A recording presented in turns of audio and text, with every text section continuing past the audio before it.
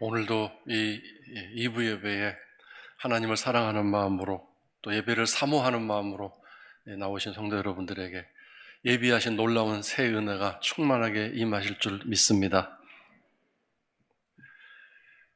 그동안 하나님을 찾는 사람이라는 주제에 의하여 설교 말씀을 나누었는데, 오늘은 5번째 시간, 마지막 시간으로 밤중에 노래하는 사람, 이 사람이 하나님을 찾는 사람이다라는 그런 내용으로 여러분과 함께 말씀을 통해 은혜를 나누려고 합니다. 먼저 역대하 20장 12절에 보면 여호사밧 왕이 하나님께 드리는 기도가 있습니다. 그 내용이 어떻게 되어 있느냐 하면, 우리 하나님이여, 우리를 치러 오는 이 큰 무리를 우리가 대적할 능력이 없고 어떻게 할 줄도 알지 못하옵고 오직 주만 바라보나이다. 모압과 암몬 그리고 세일산에 거주하는 주민들이 연합을 해서 남쪽 유대를 공격하기 시작했습니다.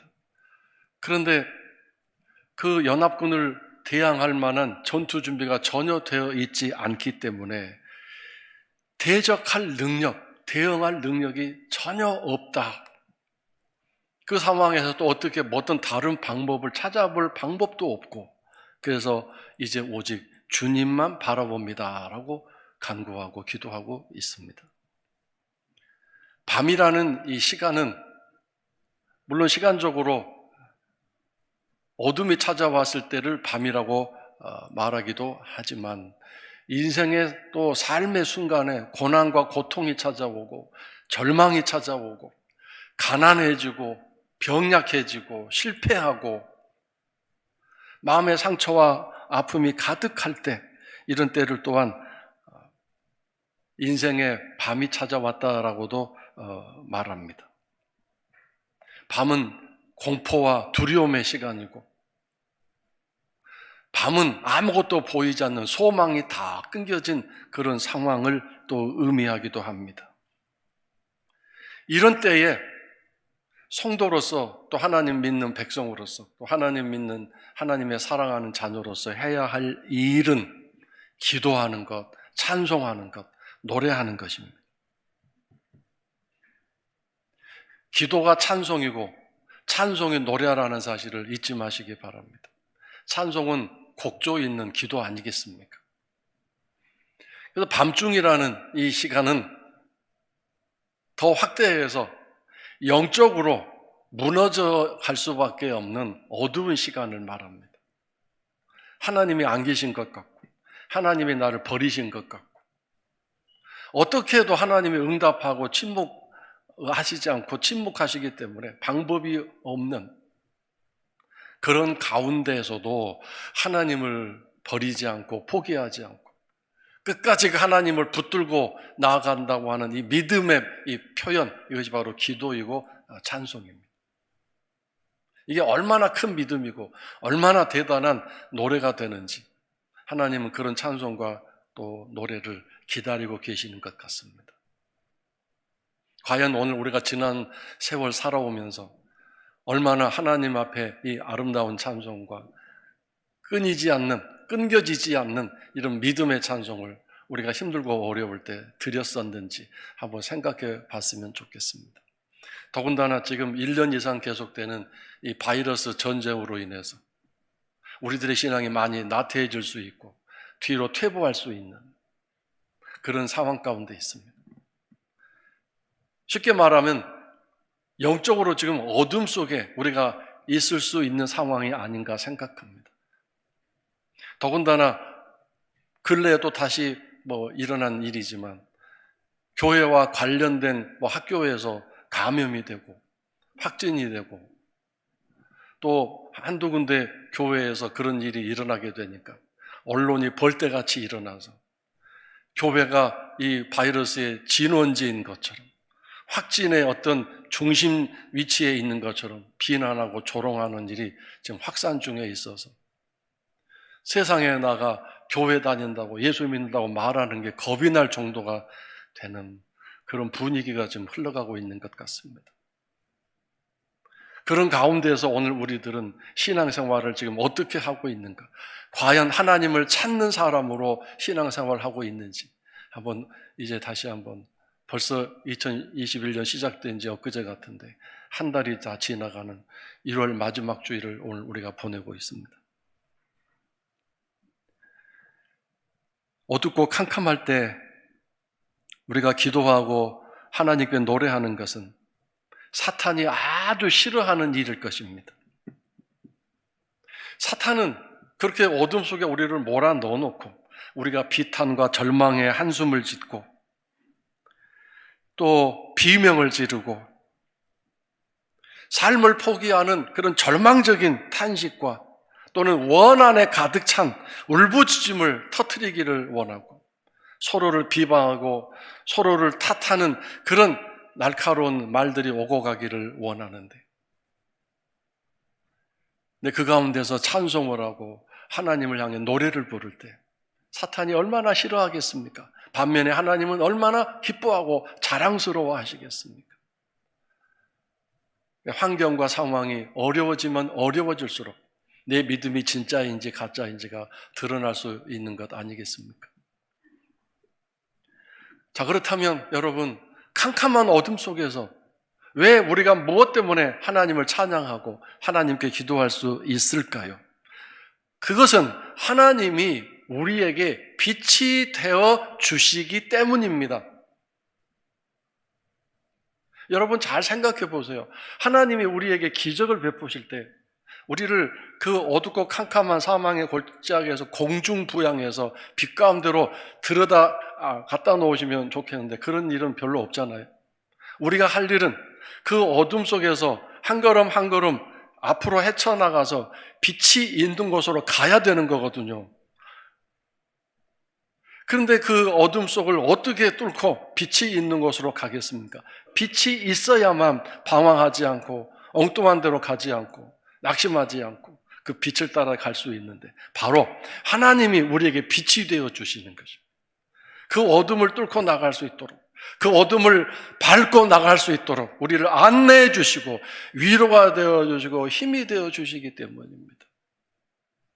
그래서 그걸 견디고 감당할 수 있는 것입니다. 시편 오늘 읽은 말씀 139편 11절 12절에서 다윗은 그렇게 고백했습니다. 내가 혹시 흑암이 반드시 나를 덮고 나를 두른 빛은 밤이 되리라 할지라도 주에게서는 흑암이 숨기지 못하며 밤이 낮과 같이 비추이나니 그랬습니다. 다윗과 같이 고생과 고통을 많이 겪은 사람, 또 성경에 물론 욥이라는 사람도 있고 아브라함도 그런 비슷한 고통 겪기도 했고 파란만장한 인생을 야곱도 겪기도 했습니다만 다윗은 정말 수많은 죽음의 위험 속에서 도망다니는 삶을 살지 않았습니까? 흑암이 그를 덮고 있었으나 그러나 그 흑암 속에서 그 어둠 속에서 무너지고 깨진 것이 아니라 그 어둠 속에서 빛이 되어 주시는 그 주님, 하나님을 통해서 그 어둠을 뚫고 나갈 수 있었던 것입니다. 우리가 늘 착각하는 부분들이 어둠에서 갑자기 빛 가운데로 나가게 된다고 생각하는데, 그래서 계속 어둠이 계속될 때 우리는 절망하고 낙심하게 되는 거죠. 근데 잊지 마십시오. 그 어둠 속에서 빛 대신 하나님을 붙들고 있으면 그 빛 대신 하나님께서 한 걸음 한 걸음 어둠을 헤치고 나갈 수 있도록 우리를 도와주시고 인도해 주시고 힘을 주신다는 이 사실을 잊지 마시기를 주의 이름으로 축원합니다. 또 다윗은 오늘 우리가 읽은 시편 42편 8절에서 낮에는 여호와께서 그의 인자하심을 베푸시고 밤에는 그의 찬송이 내게 있어 생명의 하나님께 기도한다, 그렇게 고백하고 있습니다. 낮에는 그 인자하심, 그 긍휼하심을 통해서 열심히 도망다니고 그 도망다니는 가운데서 하나님의 가르치심을 배우고 하나님이 어떠하신 분인가를 깨닫고 알게 되는 그런 하나님과 교제가 있었습니다. 생각해 보십시오, 여러분. 그 좁은 땅덩어리 이스라엘에서 다윗이 도망가면 어디로 가겠습니까?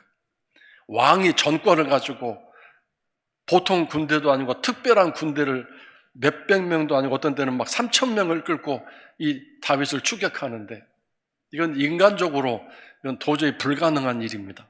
그 사울에게 다윗이 잡히지 않는다는 것은.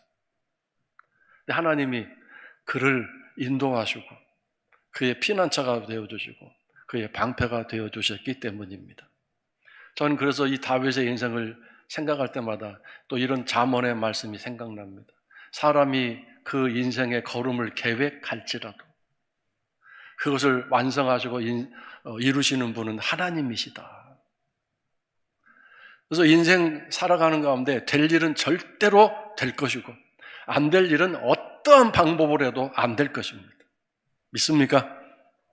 그래서 안 될 일이 될 거라고 막 불안해하고 떨지 마시고 안 될 일인데 또 된다고 너무 막 기대와 설렘을 가지고 믿고 나가다가 실망하는 일이 있지 않도록. 이것이 설교 마지막 부분에 나오겠지만 하나님께 내 인생을 맡긴다는 것입니다. 맡긴다. 결국 밤중에 노래하고 밤중에 찬송하는 이유가 뭡니까? 하나님 내 삶을 맡긴다. 그런 고백이고 하나님께 사랑을 표현하는 순간 아니겠습니까? 다른 사람들은 다 잠들어 있는데 밤중에 홀로 깨워서 신세 타령하지 아니하고 물론 절망적인 상황이긴 하지만 그 상황 속에서 다시 한번 하나님 내 삶을 하나님께 맡깁니다. 하나님만이 나의 구원자이시고 나의 힘이십니다라고 하는 그런 고백하는 시간이 바로 밤중에 노래하는 거 찬송하는 거죠. 생각해보면 어쨌든 저의 인생도 뒤돌아보면 안 될 일인데 될 거라고 착각하고 막 무서워하고 두려워하기도 하고 될 일인데 안 되지 않을까라고 걱정하면서 염려하고 막 근심하고 고통스러워했던 순간들이 있음을 보게 됩니다. 지나놓고 보면 제 인생 가운데 이걸 저는 다시 한번 깨달았습니다. 될 일은 되고 안 될 일은 안 된다. 그러니 될 일이 무엇인가를 알고 믿음을 가지고 나아가고 안 될 일이 무엇인가를 알고 미리 포기하고 내려놓고 하나님께 겸손하게 나가는 게 중요하겠구나 이걸 깨닫습니다. 그러므로 그렇게 늘 어두운 인생 순간에도 하나님께 맡기는 삶을 살기 때문에 마음의 두려움과 걱정, 근심이 늘 가운데서 사라지고 해결될 수 있는 거 아니겠습니까?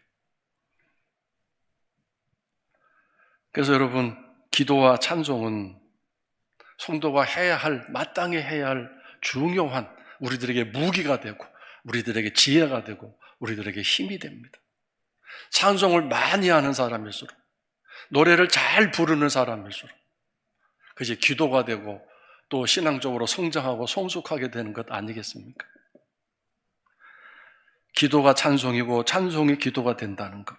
그걸 특별히 평안하고 행복할 때도 이렇게 기도하고 찬송해야 되겠지만 정말 위험한 순간인 어둠의 순간에도 인생의 어두운 순간에도 더 열심히 찬송하고 기도하는 일을 할 때 그것이 하나님을 찾는 사람이 될 것입니다.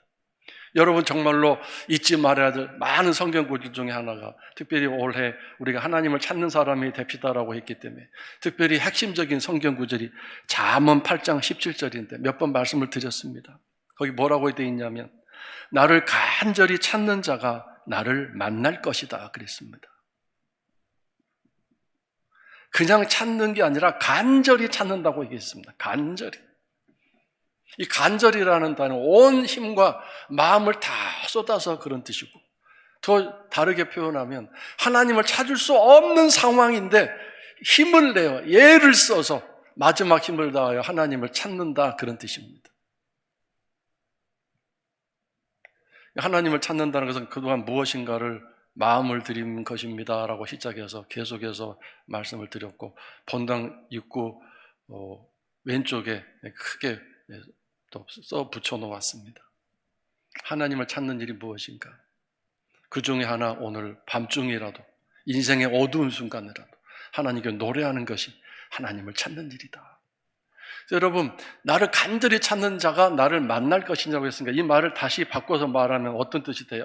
나를 간절히 찾지 아니하면 나를 만나지 못한다 그런 뜻 아니겠습니까? 하나님을 만나지 못하는데 그것이 무슨 신앙생활이겠습니까? 여러분, 우리 모두가 하나님 만나야 되지 않겠습니까?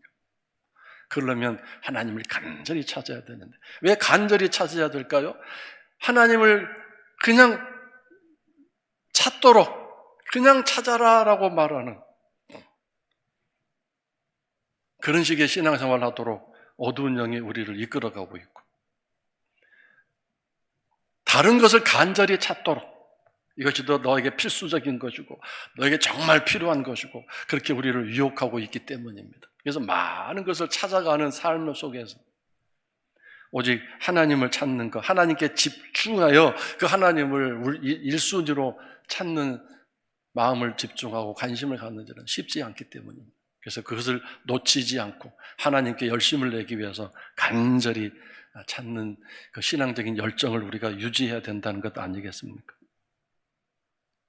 그리고 그렇게 하나님이 침묵하시는 것 같고 하나님이 응답하지 않으시는 것 같고 하나님이 쉽지 안 계신 것 같은 그런 상황 속에서도 하나님을 포기하지 않고 끝까지 하나님을 찾는다는 것은 얼마나 그 믿음이 살아있는 믿음이고 하나님이 기뻐하실 수 있는 믿음인가를 증명하는 것 아니겠습니까? 그래서 믿음이 진짜인지 가짜인지는 내 인생의 어두운 시간에 드러날 것이라고 생각합니다.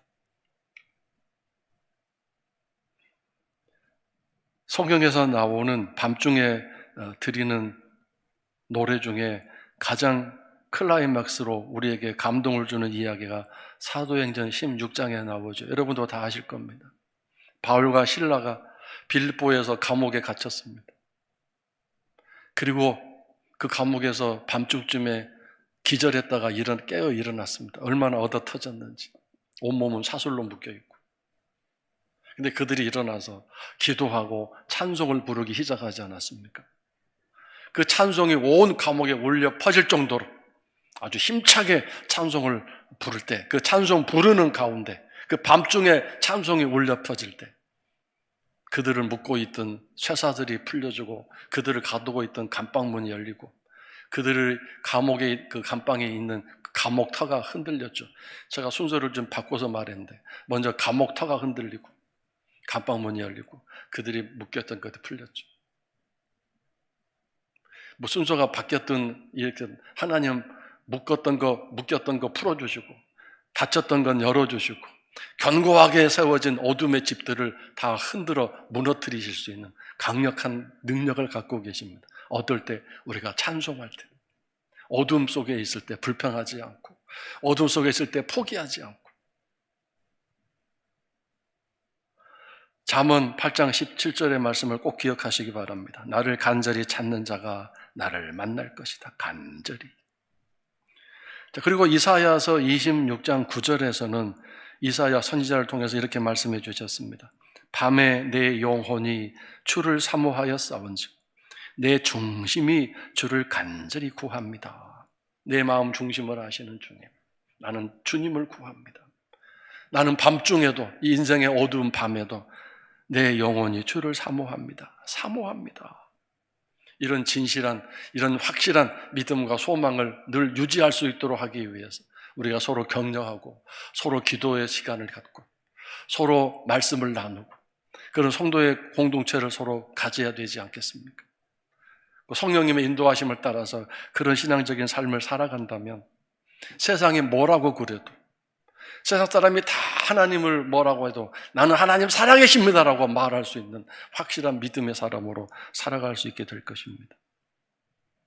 다시 다윗의 이야기로 돌아가면 그가 도망 다닐 때 광야로 들어가서 도망해야 할 순간도 있었습니다. 광야는 물이 없는 곳이고 먹을 것이 없는 곳입니다. 쉴 만한 나무들 하나 없는 곳입니다. 그러면 우리 같으면 그 광야로 들어갔을 때 먹을 물과 먹을 음식을 위해 기도하고 뜨거운 떼약볕 밑에서 저 그늘을 좀 주셔서 쉬어갈 수 있도록 나 좀 도와주세요라고 기도할 수 있을 텐데 그 광야에 들어간 다윗이 뭐라고 기도했느냐면 63편 시편 1절에서 이렇게 얘기했습니다. 하나님이여 내가 간절히 주를 찾습니다. 물이 없어 마르고 황폐한 땅에서 내 영혼이 주를 갈망하며 내 육체가 주를 앙모하나이다 그랬습니다. 이게 얼마나 엄청난 고백입니까? 우선순위가 무엇인가를 잊지 않고 있었던 다윗을 우리가 알게 됩니다.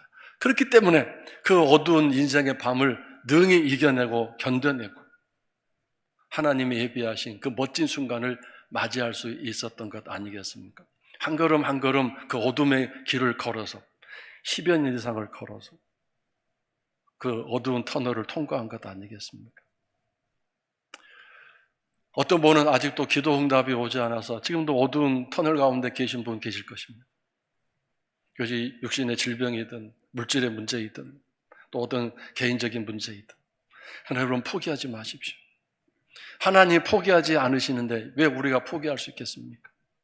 하나님이 끝이다라고 말씀하지 않았는데 왜 내가 끝이라고 내 스스로 말할 수 있겠습니까? 오직 우리가 하나님께 나아갈 수 있는 유일한 한 가지는 이것밖에 없습니다. 하나님 저 사랑하시지 않습니까? 저도 하나님 사랑합니다. 이 사랑이라는 것의 근거에서 하나님께 나아갈 수 있고 내 사랑이 부족하고 연약하지만 하나님 저를 사랑하시니 그 사랑 의지해서 내 사랑은 너무 누추하지만 하나님 사랑에 의지하여 오늘도 담대하게 하나님 이름 부릅니다. 불쌍히 여겨 주옵소서. 이거 아니겠습니까? 우리가 무슨 공로나 무슨 하나님께 내놓을 업적이 있어서 그것 때문에 하나님 나 좀 도와주세요 할 수 있는 거 아니지 않습니까? 다윗이 그렇게 하나님을 부르짖고 간구했던 것, 그 하나님만이 내가 이 광야에서 벗어날 수 있는, 왜냐하면 물이 없다고 해서 먹을 것이 없다고 해서 거기에 빠져서 거기에 휘둘러서 내가 거기에 포로가 되면 물이 없는 것은 당연하고 먹을 것이 당장 없는 것은 당연한데 그러다가 결국 그것의 노예가 되면 하나님을 떠나게 되고 하나님을 떠나게 되면 진짜 이제 끝이라는 사실을 알았기 때문에 지금 위험한 상황입니다. 캄캄한 어둠의 상황입니다. 그 상황에서 무엇을 붙들고 있어야 되는가를 다윗이 놓치지 않고 기억하고 있었던 거죠. 그러니까 하나님만 붙들고 하나님만 놓치지 않으면 그 물이 없는 먹을 것이 없는 광야에서도 능히 하나님이 나의 빛이 되어 주시기 때문에 내가 살아나갈 수 있다는 이런 확신을 가지고 있었던 것 아니겠습니까? 우선순위가 무엇인가를 알았기 때문에 하나님이 그의 빛이 되어 주시고 그를 살려주신 것입니다. 우리는 늘 그렇게 생각하죠. 광야에 들어갔다. 그러니 먼저 이제 살아나기 위해서 하나님 나에게 물 좀 주세요. 먹을 걸 주세요. 그 다음에 내가 하나님을 찬양하겠습니다. 그렇게 했는데 다윗은 그렇게 하지 않았죠. 아주 오래전에 제가 말씀드린 적이 있지만 제가 어릴 때 자주 들었던 노래, 찬송이 예수가 거느리시니 즐겁고 평안하구나. 주야에 자고 깨는 것 예수가 거느리시니 이 찬송이었습니다. 어머니가 자주 부르셨습니다. 나지막히 부르시던 그 노래소리가 늘 기억납니다. 그 어머니가 그 찬송을 부를 때 제가 옆에 자주 같이 있었던 것 같습니다. 그 찬송을 자주 들어서 기억이 나겠죠. 근데 어린 마음에 그 찬송을 부르시는 어머니의 그 노래소리를 들으면 어머니가 살기가 힘드신가 보다 그 생각이 느껴지는 참 구슬프고 처량한 찬송이고 노래였습니다. 아버지가 힘들게 하시나? 우리 자녀 6명을 먹여 키우시느라고 힘드시나? 옛날에는 1년에 딱 2번 옷을 갈아입고 새 옷을 입을 때가 있었어요. 구정에 한 번, 설날에 한 번, 추석에 한 번. 근데 우리 집은 설날이든 추석이든 옷 새로 입을 적이 없었어요. 늘 그 옷에 그 옷. 이리 꼬매고 저리 꼬맨 옷을, 누더기 옷을 입고 다녔죠. 그렇게 가난한 시골에서 아버님이 목회하셨어요. 임자도 진리교회에서. 어린 마음에도 어머니의 그 찬송을 들으면 어머니가 힘드신가 보구나 느껴질 정도였는데요. 근데 놀라운 사실은 그 찬송을 계속 듣고 있으면 왠지 모를 평안함이 찾아오고 제 어린 마음에도 뭔가 막 위로와 소망이 생기고 어머니가 결코 슬퍼만 하시는 건 아니구나. 어머니가 결코 절망하시는 것만은 아니구나. 뭔가 이렇게 찬송을 부르시면서 하나님으로부터 위로와 힘을 얻으시는구나. 그 찬송을 듣고 있는 나도 힘이 생기고 평안해졌으니까요. 그래서 어머니 같은 경우는 그 인생의 어두운 순간순간마다 찬송을 부르시면서 그 어둠을 물러가게 하시고 그 어둠 속에서 절망하지 않고 다시 나오셔서 여전히 가난한 목회자의 아내로서 또 어머니로서 자녀들을 돌보고 남편을 뒤에서 잘 보필하셨던 것 같습니다. 만약에 어머니가 그런 찬송 부르시면서 그 어둠 속에서 헤어가 나오지 않으셨으면 집안은 참 목회자의 집안인데 참 힘들었지 않았을까 그 생각이 듭니다. 찬송과 기도는 내 무거운 짐, 내 슬픔, 더 나아가 내 인생을 하나님께 맡기는 시간입니다. 맡기는 시간입니다. 하나님 내 인생 좀 맡아주세요. 난 너무 힘이 없고 능력이 없어서 나는 내 인생 더 이상 어떻게 해볼 수가 없습니다. 내가 아무리 해보려고 해도 내 자녀 어떻게 해볼 수가 없습니다. 내 남편 어떻게 해볼 수가 없습니다. 어떻게 해보려고 하면 안 되니까 속이 상하고 막 속이 무너집니다. 그래서 이제 내 모든 거 다 맡깁니다. 이게 바로 밤중에 부르는 노래이고 찬송이고 기도인 거죠. 그래서 이 바울은 양아들 디모데에게 의탁이라는 단어를 써서 주께 맡겨라 그랬습니다. 의탁. 디모데후서 1장 12절에 나오는데 나는 내가 믿는 분이 누구인지 안다. 내가 믿는 그분이 누구인지를 정확하게 알고 있고 자세히 알고 있기 때문에 그래서 나는 그분에게 의탁한다. 그래서 내가 의탁한 것을 그 예수님께서 이 땅에 다시 오시는 그날까지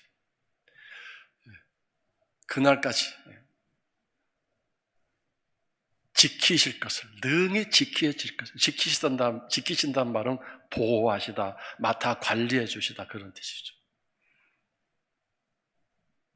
그러니까 이 주님이 이 땅에 다시 오신다는 말은 내 삶이 이 땅에 마치는 날까지라는 의미가 담겨져 있는 거죠.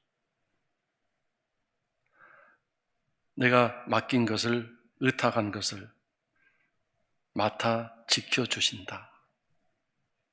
난 지금까지 그렇게 살아왔다. 그러면 너도 앞으로 그렇게 살아라. 그렇게 목회를 해라. 디모데에게 편지를 쓴 거 아니겠습니까?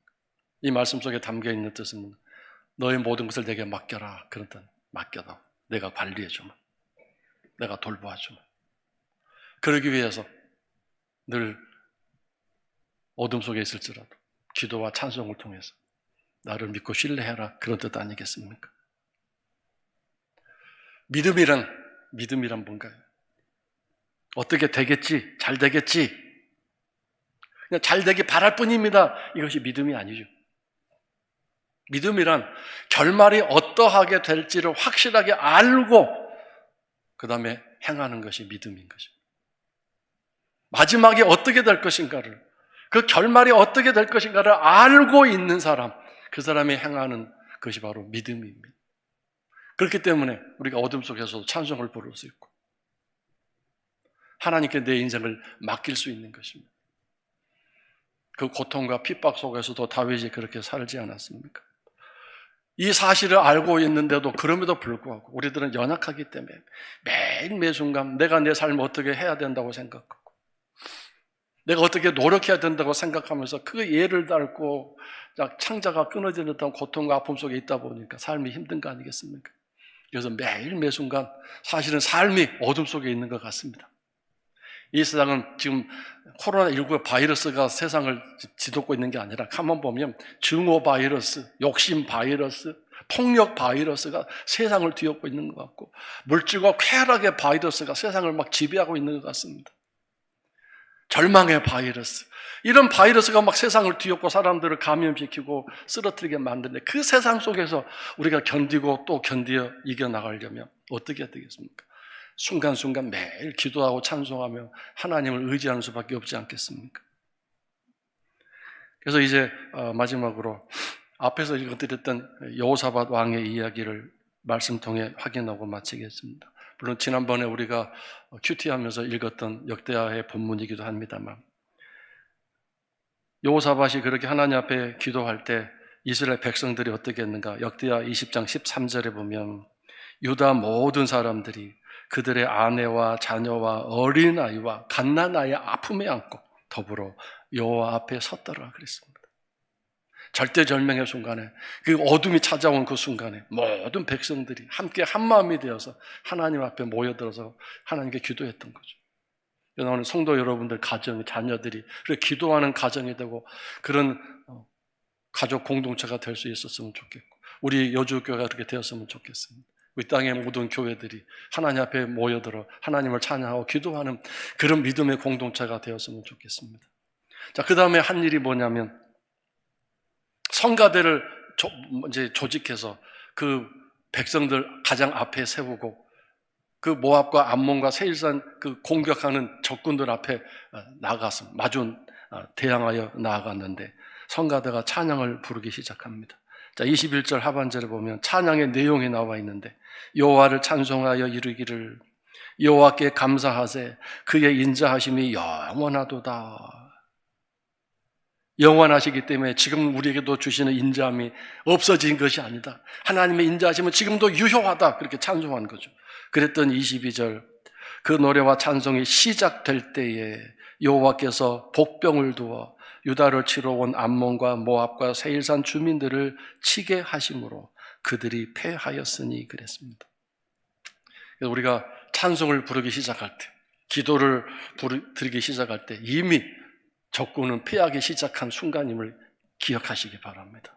그래서 그 찬송과 기도가 계속되어질 때 우리는 승리의 마지막 결말을 맛보게 되고 그 승리의 순간을 손에 쥐게 될 것입니다. 오늘도 힘들고 어려운 순간이 있을지라도 끝까지 하나님을 찾는, 노래하는, 밤중에라도 노래할 수 있는, 기도할 수 있는 우리 성도 여러분들 되시기를 주의 이름으로 축원합니다. 기도하겠습니다.